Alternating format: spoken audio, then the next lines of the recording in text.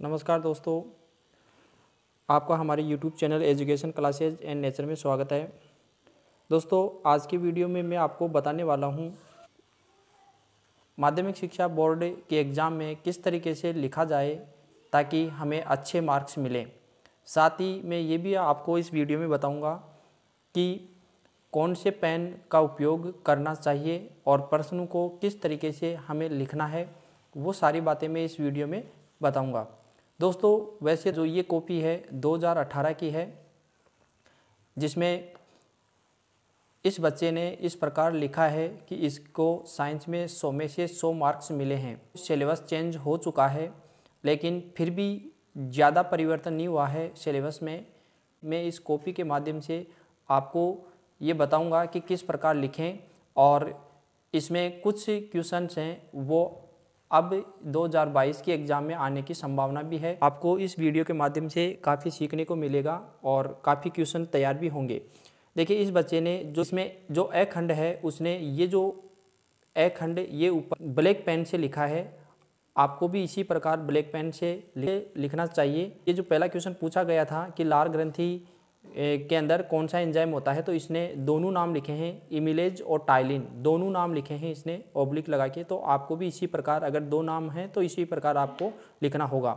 दूसरा क्वेश्चन है, इसने सर्वदाता रक्त समूह का नाम क्या है, तो सर्वदाता रक्त समूह का नाम ओ रक्त समूह है। अब इस प्रकार के क्वेश्चन पूछा जाता है कि सर्वदाता रक्त समूह का नाम लिखिए, तो बच्चे क्या करते हैं, सीधा ही लिख देते हैं ओ रक्त समूह, इस प्रकार लिख देते हैं। तो इस प्रकार आपको ये पूरा वाक्य लिखना है जैसे इस बच्चे ने लिखा है। फिर उसके बाद में एल्काइन श्रेणी का सामान्य सूत्र पूछा गया था। अब ये लेसन काट दिया गया है। इसके बाद में देखिए, ये क्वेश्चन अब भी है। 1 किलोवाट घंटा में जूल मात्रकों की संख्या है, तो 3.10⁶ इस प्रकार लिख सकते हैं, या 36 × 10⁵ इस प्रकार भी इसको लिख सकते हैं। अब इसके बाद में अगला क्वेश्चन देखिए, नाली अभ्यारण्य कहाँ स्थित है, तो उत्तराखंड में स्थित है। खरीफ की फसल का नाम लिखना है, तो इसने एक नाम लिख दिया चावल। विश्व में जैव विविधता के कुल कितने तप्त स्थल हैं, 34 हैं, जो इस बच्चे ने इस प्रकार लिखा है।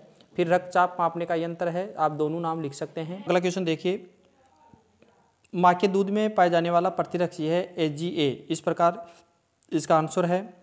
मैं आपको वही क्वेश्चन बता देता हूं जो वर्तमान में चल रहा है। ये एक ग्राफ पूछा गया है प्रतिरोध और अनुप्रस्थ काट के क्षेत्रफल में, तो प्रतिरोध और अनुप्रस्थ काट के क्षेत्रफल में इस प्रकार का ग्राफ होगा।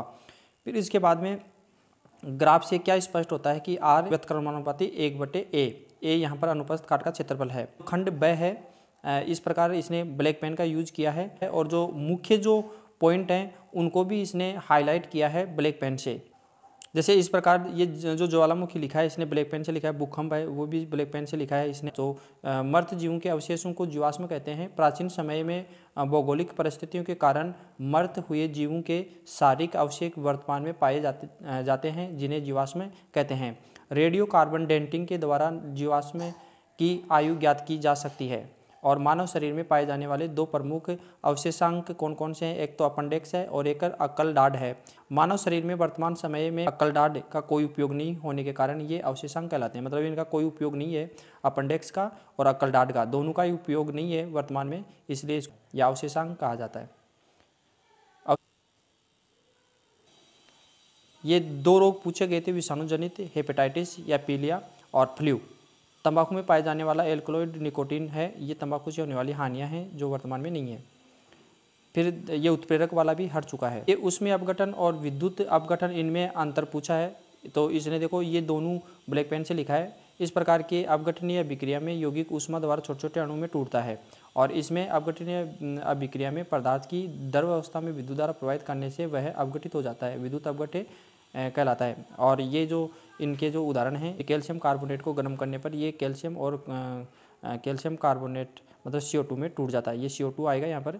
और जल में विद्युत धारा प्रवाहित करने पर यह हाइड्रोजन और ऑक्सीजन गैस में टूटता है। फिर उसके बाद में संकलन, जिसको हम संयोजन अभिक्रिया कहते हैं, ये विस्थापन, दोनों में अंतर पूछा है। इस अभिक्रिया में 2 या 2 से अधिक अभिकारक जुड़कर एकल उत्पाद का निर्माण करते हैं और नए बंधु का निर्माण होता है। और इसमें इस अभिक्रिया में एक अभिकारक के परमाणु या परमाणु समूह द्वारा दूसरे अभिकारक के परमाणु या परमाणु समूह से विस्थापित हो जाते हैं, पुराने बंध टूटते हैं और नए बंध का निर्माण होता है। तो इस प्रकार इसके आंसर थे और ये जो हैं इनके उदाहरण हैं। कार्बन वाला जो लेसन था उसमें से है, जो कार्बन वाला अब हटा दिया गया है, वैसे सिलेबस में है लेकिन ये हटा दिया गया है। ये क्वेश्चन काफ़ी महत्वपूर्ण है। अपशिष्ट क्या है, पदार्थों का निपटान कैसे किया जाता है या कचरे का निपटान कैसे किया जाता है। किसी भी प्रक्रम के अंत में बनने वाले पदार्थ जिन्हें अपशिष्ट कहते हैं, पश्चात अनुपयोगी समझकर फेंक दिया जाता है, अपशिष्ट कहलाता है। जैसे फल, सब्जियों के छिलके, खाद्यान्नों का मलबा, रुई, पट्टियाँ आदि। अपशिष्ट पदार्थों की दो तरीके, एक तो भूमि भराव है। इसमें देखिए अपशिष्ट प्रबंधन के इस तरीके में गैर उपयोगी खानों, खनन, रिक्तियों इत्यादि का उपयोग किया जाता है। गलत तरीके से भूमि भराव करने से कई हानियां भी हो सकती हैं। भूमि भराव में गड्ढों को अपशिष्ट पदार्थ में भर दिया जाता है ताकि भूमि भराव गैस प्रवाहित की जाती है, जिससे जो उत्पादन होता है ये अपशिष्ट प्रबंधन का अत्यंत सुगम तरीका है। दूसरा है भस्मीकरण। देखो अपशिष्ट प्रबंधन यानी कचरा प्रबंधन की इस विधि में अपशिष्ट को जलाकर राख या भाप या गैस में परिवर्तित कर दिया जाता है। भस्मीकरण व्यक्तिगत और सार्वजनिक दोनों स्तर पर किया जा सकता है। इन्हें कम भूमि की आवश्यकता पड़ती है, परंतु यह अपशिष्ट प्रबंधन का विवादास्पद तरीका है क्योंकि इसमें प्रदूषण फैलता है। इससे चिकित्सीय अपशिष्ट का प्रबंधन किया जाता है। वह संकरण जिसमें प्रथम संकरण के समय ए पादप को नर तथा बी पादप को मादा मान लिया जाता है तथा द्वितीय संकरण के समय ए पादप को मादा व बी पादप को नर मान लिया जाता है। व्युत्क्रमण जो संकरण है वो कहलाता है। और फिर विरंजक चूर्ण वाला, ये भी पूछा गया क्वेश्चन है जो वर्तमान में भी है। विरंजक चूर्ण, इसका सूत्र तो ये होता है और इसका कैल्शियम ऑक्सीक्लोराइड इसका रासायनिक नाम है। विरंजक चूर्ण का रासायनिक नाम कैल्शियम ऑक्सीक्लोराइड है। इसका निर्माण बुझे हुए चूने पर क्लोरीन गैस प्रवाहित करने पर होता है। ये इसका जो समीकरण है, कैल्शियम हाइड्रोक्साइड क्लोरीन गैस प्रवाहित करें तो विरंजक चूर्ण प्राप्त होता है और साथ में जल प्राप्त होता है। विरंजक चूर्ण को वायु में खुला छोड़ने पर यह क्लोरीन गैस देता है। इसके साथ ही इससे क्लोरीन गैस जल से अभिक्रिया करके नवजात परमाणु ऑक्सीजन गैस देती है। देखिए ये विरंजक चूर्ण है और इसकी जो H2SO4 से क्रिया करवाएं तो कैल्शियम सल्फेट, जल और क्लोरीन गैस ये प्राप्त होता है। और ये जो क्लोरीन गैस है जल से क्रिया करके HCl बनाता है और साथ में ये ऑक्सीजन परमाणु भी देता है। ये ऑक्सीजन परमाणु जो होता है इससे ही विरंजन की जो क्रिया है वो पूर्ण होती है। ये जो ऑक्सीकारक की बाती कार्य करता है, रंगीन पदार्थों को क्या करता है, रंगहीन बना देता है। जिंक की H2SO4 से क्रिया करवाते हैं तो इस प्रकार टेंड है प्रकृति कॉर्क, H2SO4 और जिंक इसमें इस प्रकृति में लगा हुआ है। और ये साबुन का पानी है और साबुन के पानी में जो हाइड्रोजन गैस है वो निकलेगी तो ये बुलबुले बनेंगे। इन बुलबुलों के पास अगर जलती हुई मोमबत्ती लेकर जाएंगे तो ये फटफट की ध्वनि के साथ जलेगा। तो इस प्रकार ये जो चित्र बनाया गया है ये ब्लैक पेन से बनाया गया है, न कि पेंसिल से। तो आप भी ब्लैक पेन से जो भी चित्र आता है उसको आप बनाइए ताकि वो हाईलाइट हो जाए और अच्छी तरीके से दिखाई दे। इसी प्रकार ये विद्युत धारा वाले लेसन में है। इसमें विद्युत धारा का मान दे रखा है और ये वोल्ट दे रखा है। प्रतिरोध ज्ञात करना है तो ओम के नियम से आप ज्ञात कर सकते हैं। हट चुका है वर्तय। तो खंड द इस प्रकार है। मादाओं में प्राथमिक लैंगिक अंडाशय होता है और मादा में प्रजनन की दो अवस्थाएं युग्मनज, निषेचन। ये मादा जनन तंत्र है। ये पूछा गया था। ये दे रखा है यौगिका कैल्शियम हाइड्राइड। इसमें कैल्शियम की संयोजकता पूछी है तो कैल्शियम की संयोजकता ये 2 है और NaH में 1 है सोडियम की, और इसमें 4 है और इसमें संयोजकता 3 है। ये और फिर उसके बाद में अगला क्वेश्चन है ये कि सूर्योदय के कुछ समय पहले सूर्यास्त के कुछ समय पश्चात तक सूर्य दिखाई देता है। ऐसा क्यों होता है? ये अपवर्तन के कारण होता है कि 2 मिनट पहले दिखाई देने लगता है और अस्त होने के बाद में भी 2 मिनट तक दिखाई देता है। पृथ्वी के चारों ओर वायु की परत पाई जाती है जिसे वायुमंडल कहते हैं। जैसे जैसे पृथ्वी से ऊपर की ओर जाते हैं वायु की ये परत विरल होती जाती है, मतलब विरल होगी। जब सूर्य का प्रकाश विरल से सघन माध्यम में प्रवेश करता है तो वह विलंब की ओर झुक जाता है। इस कारण क्षैतिज से नीचे होते हुए भी सूर्य का प्रकाश प्रेक्षक तक पहुंच जाता है, मतलब जो देखने वाला है उसको प्रेक्षक कहते हैं।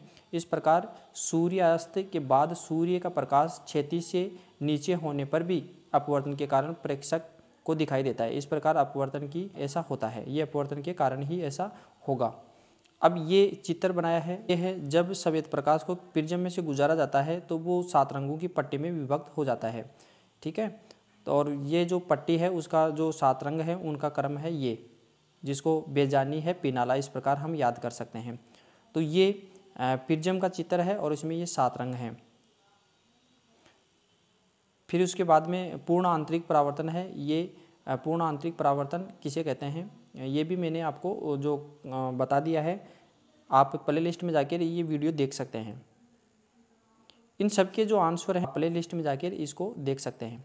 अब ये जो चित्र पूछा गया था किरण चित्र है, जब वस्तु को 2f1 पर रखा जाता है तो जो प्रतिबिंब कैसे बनेगा अवतल लेंस के लिए। तो ये अवतल लेंस लिया है और ये प्रकाश की किरण है, ये फैलाता है तो इस प्रकार चलेगी और ये सीधी जाएगी, तो यहाँ पर ये प्रतिबिंब बनेगा। तो जितने भी किरण चित्र हैं वो मैंने आपको बता दिया है, आप प्ले लिस्ट में जाके वो देख सकते हैं। Thank you for watching.